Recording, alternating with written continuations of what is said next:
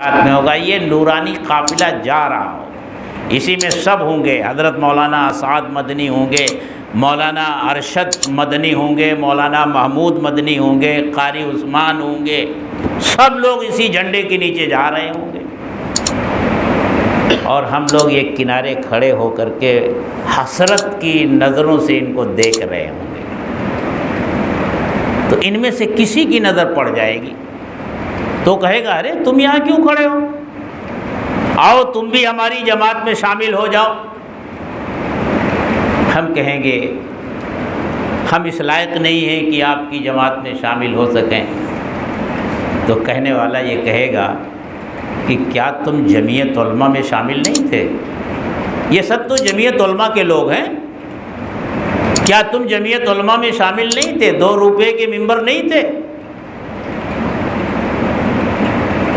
کیا ان بزرگوں سے تم محبت نہیں کرتے تھے؟ حضرت شاہ ولی اللہ سے تمہاری محبت نہیں تھی؟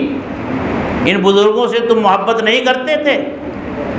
اور حدیث میں آتا ہے المرء مع من احب، قیامت کے دن آدمی اسی کے ساتھ ہوگا جس سے دنیا میں محبت کرتا تھا۔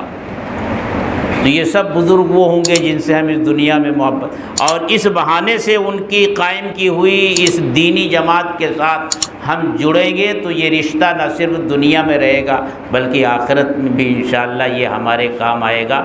اور جمعیت علماء کے اکابر ہمیشہ یہ کہتے ہیں کہ کسی دنیاوی مقصد کے لیے جماعت میں اگر کوئی شامل ہوتا ہے تو خدا کے لیے نہ شامل،